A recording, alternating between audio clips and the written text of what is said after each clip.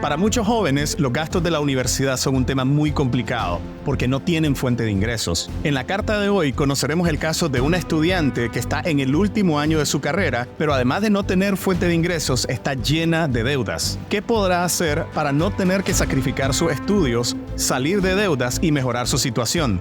De eso hablaremos hoy en Endeudados Anónimos.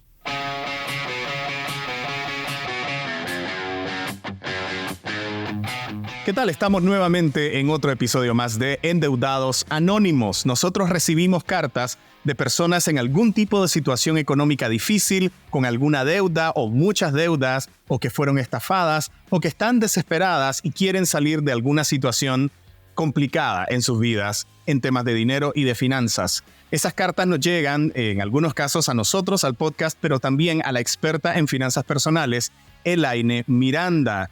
Elaine está en Managua, Nicaragua, y acaba de sacar la Plata Agenda 2024, pero eso lo vamos a hablar un poco más adelante. Elaine, ¿qué tal? ¿Cómo estás? Hola Ricardo, contenta de estar aquí. Me gusta esa intro que hiciste al episodio. Creo que es un poquito diferente de la mayoría de los que hemos tratado. Sí, porque casi nunca tocamos el tema de los estudios, de los gastos universitarios. Casi todas las historias que nos han llegado son alguna persona que estaba trabajando, ya no tiene trabajo, o que tuvo un hijo y eso les complicó las finanzas, o finanzas en pareja, o tarjetas de crédito, pero casi nunca nos llegan cartas de jóvenes que están buscando cómo salir de alguna situación difícil, porque, cuando uno está estudiando, generalmente no tiene trabajo, está enfocado en sus estudios, entonces no tiene una fuente de ingresos. Y el caso de hoy ya van a darse cuenta de cómo es que se complica. La mayor cantidad de gente que llega a vos, que acude a vos, son adultos. O sea, son personas que de alguna manera tienen una fuente de ingreso y la perdieron, o no es ingreso suficiente, o etcétera. ¿Qué tanto has recibido casos de estudiantes? Muy poco, la verdad. O sea, probablemente llevamos 11 años, digamos, en eso de Plata con Plática, y creería que menos del 1 o 2% de las preguntas, de las consultas, de los mensajes que nos llegan son de estudiantes. Por lo que vos decís, o sea, nos empezamos a preocupar por nuestra vida financiera con los primeros ingresos, porque entonces ahí sí ya gané mi dinero y tengo que buscar cómo le doy el mejor uso. La mayoría de los estudiantes, no todos, pero la mayoría de los estudiantes no trabajan. Entonces no sienten esa necesidad de saber cómo lo hago mejor. Lo otro es que la mayoría tampoco han obtenido crédito porque la banca no te presta si no tienes un ingreso fijo, entonces tampoco tienen tantas deudas, así que normalmente los estudiantes no llegan. Sin embargo, también tengo casos bien bonitos. Por ejemplo, una muchacha hace como 2 o 3 años escribió que se estaba graduando en ese momento de la universidad, ya tenía su primer trabajo, o sea, ya la habían contratado, y quería saber cómo comienzo con el pie derecho. Entonces ella me decía, yo leo tus artículos, veo los reels que sacas, veo esto, veo lo otro, pero dice, la mayoría es para gente que tiene grandes responsabilidades, pues que tiene que pagar una casa, un carro, que tiene hijos que mantener, que tiene un montón de facturas. Dice, y esa no es mi realidad, porque aunque ahora yo voy a ganar dinero, yo no pago casa, no pago carro, pues vivía con sus papás todavía. Entonces la pregunta era, en esas circunstancias, ¿cuál debería ser el uso para el dinero? Y eso me encantó porque, imagínate, si la mayoría salimos sin educación financiera y cometemos un montón de errores lidiando con nuestro dinero, ¿cómo sería tu vida diferente si vos decís, voy a comenzar bien, no voy a comenzar endeudándome, voy a comenzar ahorrando, voy a comenzar invirtiendo? Es más, desde mi primer trabajo voy a pensar en tener un plan para mi retiro, voy a comprar mi seguro. O sea, tu vida entera podría ser diferente. También este asunto de creer de que preocuparse por la finanza hasta que uno tiene una fuente de ingresos es muy importante porque, los casos universitarios son muy diferentes cada uno. Hay personas que van a universidades públicas que tal vez no son tan caras como otras. Hay personas que van a universidades caras, sus padres les pagan todo, entonces no se preocupan, por los gastos de matrícula o por los gastos diariamente, tienen alguna mesada. Eso no hay ningún problema con eso. Cada familia en medio de sus capacidades hace lo que puede. Pero también hay casos de personas que han tenido que sacrificar sus estudios simplemente porque no hay dinero para pagarlos. O sea, no hay dinero no solo por la matrícula y las mensualidades, sino también por lo que significa el transporte, la alimentación. A veces tienen que mudarse a otra ciudad, el hospedaje. A veces el costo en sí de la universidad puede ser caro y tal vez esa opción que quería el estudiante no va a poder ser posible. Hay tantas variantes que yo creo que la carta de hoy resume muy bien uno de los casos más comunes. Pues una persona que no tiene una fuente de ingresos, no está trabajando, sus padres son los que están pagando, pero la persona elige de alguna manera tratar de aportar para ver si de esa manera puede ayudar a sus padres con estos gastos universitarios. Ela, yo te cedo el honor, quisiera que vos la leyeras. Ok. Hola Ela y Ricardo, soy una estudiante universitaria y estoy cursando el último año de mi carrera. He tenido gastos terribles porque la universidad en donde estudio está lejos de mi casa. Debo pagar alquiler, viáticos y además los gastos universitarios. Comencé a prestar dinero debido a que mis padres estaban pasando por una mala racha. El primer préstamo que tomé tenía un 20% de interés quincenal, lo que equivale a 4.000 córdobas por una cuota quincenal de 800. Si bien no es una deuda exorbitante, para alguien que no tiene trabajo y solo tiene gastos, resulta muy difícil de manejar. Luego, comencé a prestar dinero a amigos para poder pagar los intereses, pero esto se salió de control. Me vi envuelta en deudas por todos lados. Ahora me encuentro sin un solo peso en mi bolsa y me veo obligada a caminar largas distancias porque no puedo pagar el transporte. No quiero preocupar a mis padres y no tengo el valor de hablar de esto con nadie. Aunque no son deudas con bancos o una gran deuda, para alguien que lucha por llegar a fin de mes, esta situación es abrumadora. Estoy desesperada y a veces se me ocurren ideas negativas. Jamás había estado en una situación como esta. He abierto huecos por todas partes y ahora me encuentro en la encrucijada de elegir entre almorzar o comprar un libro. No tengo apoyo de nadie, me siento completamente sola. Encontré esta página y decidí desahogarme. Lo primero, a la persona que nos escribió, muchísimas gracias por compartirnos sus sentimientos, porque la carta no habla solamente de dinero, o sea, casi siempre lo enfocan mucho por cómo les hace sentir y cómo esto afecta a sus vidas. Esta frase que dijo al final, quiero iniciar por ahí, tengo que elegir entre almorzar o comprar un libro. ¿Qué manera más clara de resumir el dilema en el que se puede encontrar una persona cuando su situación financiera puede que no sea suficiente para poder financiar sus estudios? ¿A vos qué te genera? Totalmente. O sea, imagínate, porque entonces uno es la vida y la otra es la inversión. O sea, el almuerzo necesitas comer para sobrevivir y al mismo tiempo la razón por la que estás en esa universidad es para aprender y el libro es una de esas cosas necesarias. Es una situación durísima, pero yo creo que hay varias cosas que podemos analizar ahí también, Ricardo. Hay varias frases de ellas que me llaman la atención y que las podemos utilizar para recapacitar y reflexionar el resto de nosotros de decir, esa línea de pensamiento la tenemos súper seguido en diferentes circunstancias y nos están llevando a endeudarnos innecesariamente. Si vamos desde el inicio, ella comenzó a prestar dinero porque sus padres estaban teniendo una mala racha. O sea, sus padres estaban pasando problemas económicos. Ella está en su último año y aunque estuviera en su primer año, ella lo que quería era encontrar la manera de terminar sus estudios. O sea, correcto. Entonces, hace un préstamo, dice 20% de interés quincenal. Sé que el tema de los intereses siempre es como muy, muy complejo, parece complejo de entender, pero ¿qué significa 20% quincenal en términos de cómo aumenta esa deuda y cómo se compara esto con un préstamo normal o con cualquier otro préstamo? Recordemos que cuando hablamos de tasas de interés, siempre nos deberíamos de expresar en términos anuales.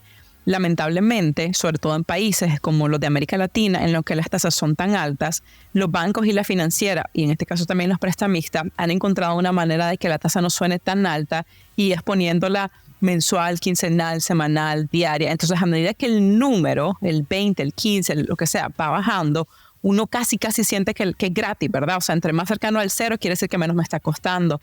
Pero entonces cuando anualizamos todas esas tasas de interés para poderlas comparar, es decir, para poder comparar peras con peras y manzanas con manzanas, esa tasa del 20% a la quincena quiere decir que es 40% al mes, quiere decir que es un 480% al año. Es una locura y lo podemos ver claramente en las cuotas que ella dice que paga. O sea, ella pidió prestados 4.000 córdobas, tiene que pagar 800 a la quincena o 1.600 al mes de los 4.000 que debe. Y eso es solamente los intereses. Y recordemos que siempre que paguemos únicamente los intereses, esos 4.000 que ella debe permanecen constantes. O sea, ella va a haber pagado en menos de 4 meses, en 3 meses va a haber pagado esa deuda, pero en realidad no va a haber pagado nada porque lo único que va a haber dado son los intereses. para hacer una comparación, ¿verdad? De qué tan malo es ese 480%, bueno, lo podemos comparar, por ejemplo, con una casa comercial o una financiera, que son de las más altas que hay, que te pueden cobrar entre el 80 y el 100%. Pero cuando lo comparas con 480, suena a la gloria, ¿verdad? Si nos vamos arriba de eso, o sea, podemos hablar de la tarjeta de crédito, que en este caso yo no le daría una tarjeta porque es estudiante, que puede rondar entre el 45 y el 50%. Pero, por ejemplo, un préstamo personal en el banco tiene una tasa de interés más o menos del 20, 22, 24%. Entonces, imagínate pagar un 20% versus pagar un 480%. Eso te deja en la calle. Y lo otro que quiero mencionar, que yo te decía, hay frases de ella que hay que analizarlas. Ella dice, si bien no es una deuda exorbitante, para alguien que no tiene trabajo y solo tiene gastos, resulta muy difícil de manejar. Tiene toda la razón. Y sin ánimos de sonar como una persona que está aleccionando, ¿verdad? O de mamá, decir, ¿cómo te fuiste a meter a eso? Yo creo que la reflexión aquí más importante, no solamente para ella, pero para todos nosotros y para ustedes que de pronto van a pedir préstamos cuando se sienten que están ahogados, es que si no hay trabajo y solamente hay gastos para pagar esa deuda, recordemos también que no hay trabajo y que solo hay gastos para pedir la deuda. ¿Es esto legal, Elaine? O sea, hemos hablado de países que tienen leyes muy fuertes contra la usura y que muchas personas han intentado como hacer usura de una manera así como disimulada. Pues, o sea, te dicen, no es usura porque, bueno, son intereses altos, pero es legal porque encuentran ahí el agujerito, pues, para que sea legal y poder prestar dinero con tasas tan altas. ¿Es esto legal? ¿Cómo sucede? ¿O habrán sido estos préstamos que se hicieron por debajo y al marco de la ley? Sí, definitivamente son por debajo y al marco de la ley. O sea, sí existe, esta muchacha de Nicaragua, sí existe dentro de las leyes en Nicaragua la posibilidad de que vos como Ricardo o que yo como Elaine nos hagamos como prestamistas formales, pero hay un marco dentro de qué tanta tasa de interés puedes cobrar y más o menos es bien parecida a la del préstamo personal de un banco. Entonces, de nuevo, comparemos un 20, 22, 25% de un préstamo personal de un banco versus el 480% que le están cobrando a ella, claramente no es legal. Y lo que pasa, Ricardo, es que lamentablemente la mayoría de los prestamistas no están inscritos, o sea, la mayoría lo está haciendo ilegalmente. Fíjate que lo que yo más he escuchado decir a la gente que presta dinero, y yo creo que es como una sobadita de conciencia, ¿me entendés? Como para no sentirse tan mal, y dicen, es que yo le estoy ayudando porque no tiene dinero, o nadie más le presta. Entonces, con este dinero que yo le estoy prestando, le estoy ayudando a salir adelante. Pero recordemos que, asumiendo que eso fuera cierto, la única manera en que eso funcionaría es si el dinero la gente lo está agarrando para invertir, de manera que le genere suficiente para pagar el préstamo y que le quede más. Ahí sí, lamentablemente, la mayoría de las personas que van con un prestamista es porque no tienen de otra, como decía ella. No tengo ingresos, solo tengo gasto, entonces vos todavía le pones como la cereza encima al pastel y decir, y además ahora estoy endeudada y además con una tasa de interés del 480% anual. Entonces, no te ayuda. Y como hemos dicho muchas veces, aunque suene contraintuitivo, el peor momento, la peor razón para pedir un crédito es que no tenés dinero. Y tal vez me están escuchando y van a decir, pues claro, Ela, si tuviera dinero no estaría pidiendo prestado. Pero de nuevo, recordemos que si no tengo dinero para gastar y comprar, no tengo dinero después para pagar esta deuda. Qué difícil es entender eso y aplicarlo a la vida, pues porque evidentemente uno a veces tiene situaciones en las que necesita dinero que no tiene. Lo que pasa es que uno apuesta, porque es una apuesta, uno apuesta porque más adelante voy a tener con qué pagar. Ella no hizo esto con algún tipo de estrategia financiera porque está invirtiendo y esto yo sé que dentro de 2 meses lo invertí en un negocio que me va a dar en 2 meses para pagarlo. Ella está invirtiendo en estudios, no tiene fuentes de ingresos. Entonces ella está, o sea, ¿a qué está apostando ella? Ajá, creo que está apostando a terminar. Claro, ese es como ¿me entendés? La razón. O sea, decir, voy a pedir este dinero ahorita como sea, me voy a enfocar en el primer paso y yo creo que es un comportamiento completamente humano, ¿verdad? Sí. O sea, me voy a enfocar en este primer paso, en esta meta de cerrar mis estudios, de terminar y después con el estudio, entonces voy a poder conseguir un trabajo, entonces con ese trabajo voy a pagar. Lo que pasa es que no pensamos, ¿verdad?, en todo lo que hay en el medio. Por ejemplo, ¿qué pasa mientras me gradúo y consigo ese trabajo? Porque tengo que seguir pagando ese préstamo. Y ahí vemos lo que ella ha hecho, ¿verdad? Le ha tenido que pedir prestado a amigos, que también quiero que hablemos de ese tema, ¿verdad? Y entonces la deuda sigue ahí, entonces va a salir de la universidad y lamentablemente en nuestro país también es difícil encontrar trabajo para cualquiera, ¿verdad? O sea, para la gente que está hiper preparada, para la que está medio preparada, para la que no está preparada, para la gente que es más adulta, para la gente que es más chavala. O sea, ¿cuántos chavalos no salen de la universidad y les toma meses encontrar un trabajo? Y una vez que encontraste ese trabajo, ¿cuánto te van a pagar? Probablemente le van a pagar bien parecido a lo que ella tiene que estar, o sea, a la deuda que tiene. Entonces le va a tomar un tiempo y en el camino la cantidad de intereses que va a haber pagado, pero además el estrés, la ansiedad con la que debe estar viendo. O sea, muchachas no deben de ser fáciles de lidiar. Por eso te digo, cuando uno tiene ingresos, cuando uno está trabajando, cuando uno tiene un negocio, cuando uno sabe que de aquí a un mes, si las cosas me salen bien, si este préstamo me funciona y las cosas me salen bien, de aquí a un mes yo voy a tener para pagarlo. Yo estoy pidiendo 4,000 córdobas porque yo sé que dentro de 1 o 2 meses yo voy a tener dinero por lo menos para pagar las cuotas e ir saliendo. Pero entonces, ¿cuál es el plan? ¿Cuál es la estrategia si estás en una situación en la que no tenés una fuente de ingresos y no la vas a tener de aquí a 6 meses, de aquí a un año? No sé si ella hizo esto al inicio de su último año o si lo hizo ya en sus últimos meses de carrera o ya en la tesis. Te pregunto esto porque yo sé que a la hora de estar desesperado uno realmente no piensa con claridad las cosas. Uno quiere salir del problema, uno necesita solucionar, uno necesita simplemente tener el dinero para continuar. Aunque uno no sepa en el momento, yo voy a buscar cómo resolver, yo necesito este dinero, yo voy a buscar cómo resolver, pero y obviamente que sentir un alivio inmediato y momentáneo, ¿verdad? O sea, cuando conseguiste el dinero y vos decís, ahorita tengo estos 4,000 pesos que ya le prestaron, es un alivio inmediato. El problema es que 15 días después tenés encima el estrés de los 800 córdobas que tienes que pagar. Otro punto que quiero que veamos, que también creo que es bien importante, es lo que ella dice, estoy sola, nadie sabe. O sea, ella es mantenida por sus papás. De hecho, la razón por la que ella fue a pedir ese préstamo, nos los cuenta ahí, es porque a sus papás les estaba yendo mal, estaban teniendo una mala racha.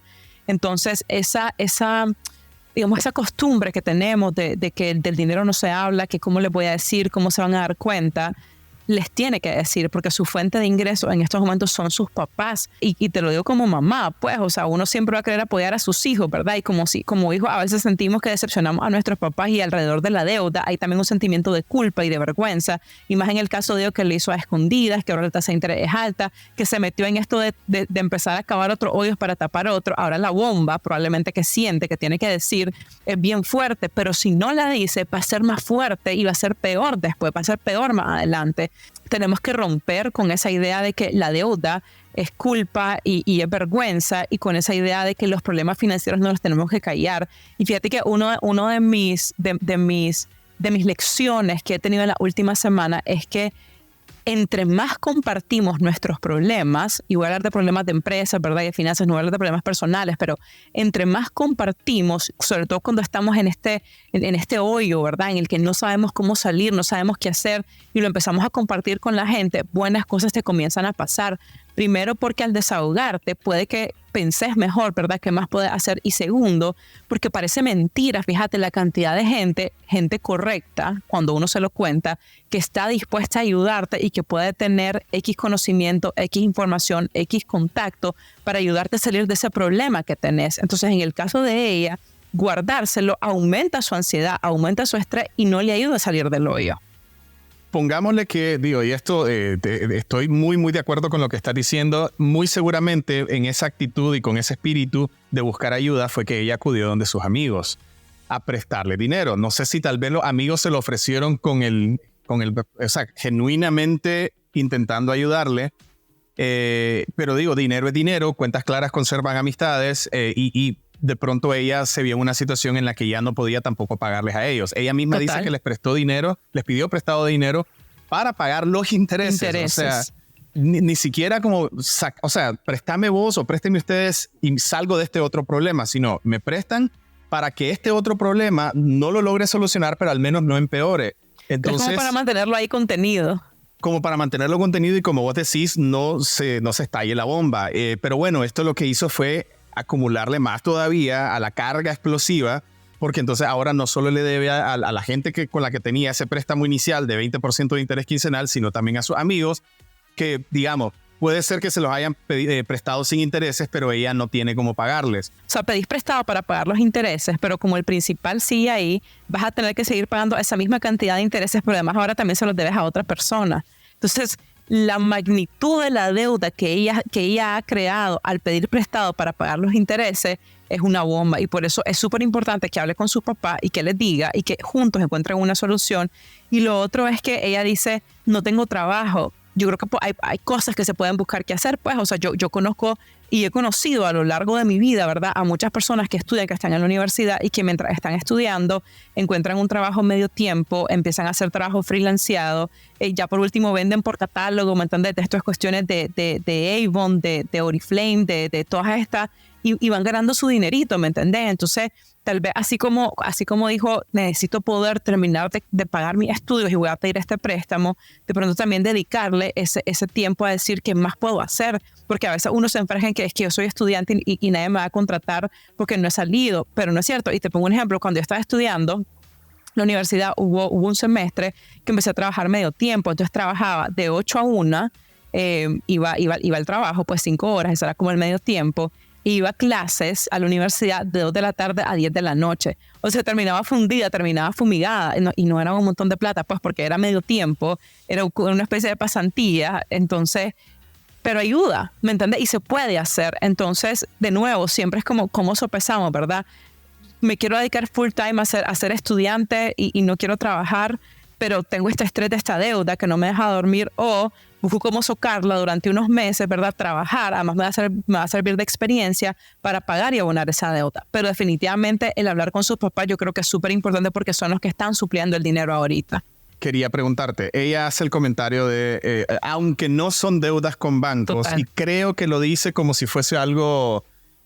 más light. O sea, así como que no es tan grave la situación, sí, como si fuese como si le debiera al banco. ¿El hecho de no deberle al banco hace que la deuda sea menos peligrosa o que tenga menor peso? Yo creo que la sensación de las personas es, no me va a dañar mi récord, no es algo como oficial, ¿verdad? Como que si estuviera por debajo de la mesa. Entonces, no es una deuda con un banco, dice la gente, claro, no está en tu récord crediticio y no sentís el peso de una institución financiera que está sobre vos. Con la persona se siente como, pues, más personal, no hay una institución detrás, ¿verdad? Y no está en el récord, pero en realidad es peor. O sea, en términos de tasas de interés ya hablamos, 480% del prestamista en este caso versus un 20-22 que le pudo haber prestado el banco. En este caso no se lo hubiera prestado porque no tiene ingresos demostrables, pero digamos que sí, que si ese fuera el caso, pues esa sería la tasa que estuviera pagando. Y lo otro es que en el caso del banco y de las instituciones financieras que sean reguladas, hay una institución más grande que las regula, ¿verdad? Que en este caso es la CIBOIF. En cambio, en este prestamista no tenés contra quién irte. Entonces, aunque se sienta como que, aunque no es con un banco, yo creo que es peor, tanto por la tasa de interés como porque nadie lo está regulando. Y cuántos casos hemos visto también, Ricardo, aquí en el podcast de otras historias que hemos escuchado. Por ejemplo, de los casos más críticos que muchas mujeres, la única solución en la que pueden pensar es el suicidio. Y la mayoría es porque tienen a prestamistas detrás, a prestamistas violentos detrás. Sí, digo, solo aclarar, la CIBOIF es la Superintendencia de Bancos en Nicaragua. No sé cómo serán las siglas en otros países. Ella misma hace el comentario, pues, de que a veces tiene ideas negativas, como vos mencionás. O sea, y sí, también quería abordar un poco eso. Porque hablando de soluciones, 1000 veces hemos dicho de que la solución más trágica de todas no es ni siquiera solución, o sea, no es ni siquiera una opción, no. Si sobre todo, y esto yo sé que va a sonar un poquito pragmático, tal vez más para lo que debería ser, pero sobre todo si el propósito de ella ha sido como ayudar a sus padres. Los padres están haciendo quién sabe cuántos esfuerzos para que ella estudie, y solo pensar de que algo le pudiese pasar a ella o de que ella se hiciera daño, estoy segurísimo de que sería, pero absolutamente en contra de lo que los padres esperan para ella. Creo que es obvio, pero no está de más recordarlo. Y ella, o sea, a fin de cuentas, uno cuando está joven, mezclado con toda esta inseguridad financiera y con todo esto, está todo este asunto de la carga cuando uno tiene al final de los 19, 20, 21 años, que uno realmente se siente a veces sin rumbo, uno no sabe dónde está, no sabe si sos niño, si sos adulto. Tenés como tantas confusiones, la vida, los amores, los amigos, o sea, el estrés. Hay tantas, pero tantas inseguridades. Hay una carga bien difícil cuando uno tiene esa edad. Que, o sea, que si acaso ella siente también de que eso le pesa, es, o sea, por lo menos esa parte es algo muy normal. Sentirse a veces sin propósito, o sea, es algo muy, muy normal cuando uno está alrededor de los 20. Ahora, la pregunta, y esto yo sé que varía para cada caso, pero no sé cuál es tu opinión. ¿Debería ella tal vez como de hacer una pausa en sus estudios, tomarse un año como para ver si puede conseguir un trabajo, resolver lo que tenga que resolver y después retomar si es que acaso académicamente se lo permiten? No sé si haría eso, fíjate, o sea, ya menciona que está en el último año, es difícil dejar los estudios en el último año y yo creo que si algo te da el último año es flexibilidad, porque la mayoría de las veces la mayor carga en temas de cuántas clases, de los horarios y demás están en los primeros años y los últimos años de alguna manera casi que están diseñados para que tengas más tiempo de hacer ese trabajo. Entonces, a ver, todo se puede hacer, ¿verdad? Y probablemente en circunstancias críticas hay que también tomar decisiones críticas como esa, pero siento que después le costaría más retomar. Primero porque lo que muchos jóvenes empiezan a sentir es que ahora que gano dinero, ¿para qué voy a terminar de estudiar? Lo que pasa es que eso tiene patas cortas porque el dinero lo vas a tener ahorita, pero no, si no tienes el título, si no terminas de estudiar, no vas a poder escalar. Y lo otro, entonces nos podemos desviar ahí en el camino, ¿verdad? Y lo otro es que yo creería que después volver a pagar prematrícula, matrícula, esto y lo otro, después de haberte enfocado en pagar las deudas, no sé, yo de verdad que yo siempre digo como mi cartita al niño Dios en mi mundo ideal, lo que yo quisiera hacer o lo que yo haría en su caso es buscar cómo genero de dinero adicional y de nuevo puede ser con un trabajo medio tiempo, pero también podría ser haciendo cosas freelance en la carrera que ella tiene o ya ventas por catálogos, comprar y vender cosas, o sea, buscar cómo generar para terminar de la universidad y pagar esa deuda. Y en este caso, como también ahora le debe a los amigos, tiene que buscar cómo pagarle primero al prestamista, o sea, pedirle un chance a los amigos, porque si no los intereses con el prestamista se le van a seguir subiendo y subiendo y se va a hacer más interminable. Bueno, dicho esto, esperamos de que esto por lo menos haya podido aclarar algunas cosas en las dudas que tenía esta persona. Dice, no tengo apoyo de nadie, me siento completamente sola. Encontré esta página y decidí desahogarme. Creo que lo que decís vos, Ela, una de las cosas que lo platique con sus padres, eso no solo le va a ayudar como a desahogar y quitarse esa carga, sino estoy seguro que, como has dicho en otros ejemplos, esto puede que sus padres tengan ideas que le puedan ayudar también. O sea, de pronto sus padres pueden ver salidas que ella todavía no ha visto. Ellos conocen mejor cuál es su contexto, cuáles son sus condiciones, cuáles son dónde viven, cuál es su horario, qué posibilidades tiene, quiénes son sus vecinos, quiénes son los amigos de la familia, las puertas que pueden tocar, etcétera. Como para la otra solución que ella podría encontrar, que es tener algún tipo de fuente de ingreso para primero salir del prestamista, o sea, del préstamo con los intereses más grandes, ver si puede maniobrarse un poquito con lo que le debe a los amigos como para que le aguanten un poco en aras de ayudarle, por supuesto, porque si son amigos también seguramente quieren ayudarle y que ella pueda ir poco a poco solucionando el problema. Esto con respecto al método bola de nieve, o sea, el método bola de nieve lo que te dice es de que vos salgas siempre de la deuda más pequeña. En este caso vos estás, o sea, por este caso específico, enfocándose en la deuda de mayores intereses, ¿no? Sí, y ahí estaríamos aplicando el método avalancha y lo que pasa es que las deudas más chiquitas que tienes son todas sin intereses, entonces, y como vos decís, si sos amigo, probablemente le des un par de meses más para que te pague en lo que terminas de salir de la otra. Además que la deuda que tiene, es verdad, no es tan alta, son 4,000 Córdoba, entonces, oíme, con un trabajo de 2 meses probablemente lo puede pagar. Pero bueno, no sabemos a estas alturas si eso habrá crecido, ¿verdad? Pero también. Digo, o sea, es que por los intereses, o sea, no sé cuánto tiempo habrá pasado desde que ella inició ese préstamo hasta que escribió esta carta. También. Como para que llegue ya a la situación aquí, vos sabes, hasta el cuello. Entonces, sea lo que sea, definitivamente es la deuda más peligrosa y la más urgente. Sí, así es. Ela, al inicio del capítulo mencionamos el tema de la Plata Agenda 2024 y quienes nos están viendo les interesa saber esto porque si hay herramientas que ustedes pueden utilizar para mejorar sus finanzas, para tener educación financiera, para hacer su presupuesto, para tomar mejores decisiones, pero además herramientas que sean fáciles, entretenidas y que puedan conseguir la Plata Agenda, que ya se ha vuelto una tradición anual del AINE. Estoy segurísimo que les va a interesar. ¿Podés contarnos un poco más de ella?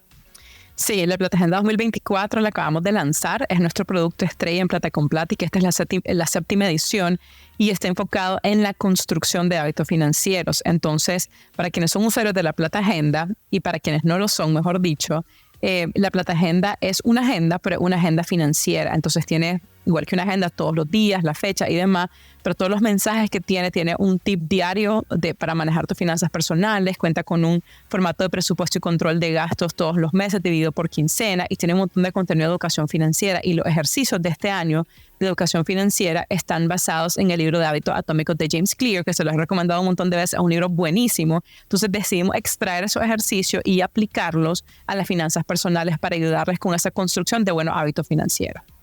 Excelente. ¿Dónde pueden, dónde pueden encontrarla? Sí. La pueden comprar en nuestra web directamente en plataconplática.com. Ahí tenemos una tienda y está la Plata Agenda y todos los otros productos, el Plata Diario, mi libro, productos para niños también. Si están en Nicaragua, la pueden comprar en Hispamer y en Lazuli. Si están en Guatemala, la pueden comprar en Sofos. Si están en Honduras, la pueden comprar en Metro Media, y también en Estados Unidos ahorita prontito la van a poder comprar a través de Amazon. Wow, tío. Felicidades, primero que todo. Ela, muchísimas gracias también siempre por acompañarme en este podcast. Gracias a la persona que nos escribió la carta del programa de hoy, y le invitamos a seguir pendientes de nuestro próximo episodio de Endeudados Anónimos. Denle like y suscríbanse a nuestro canal de YouTube y a nuestro Spotify. Nos vemos en la próxima.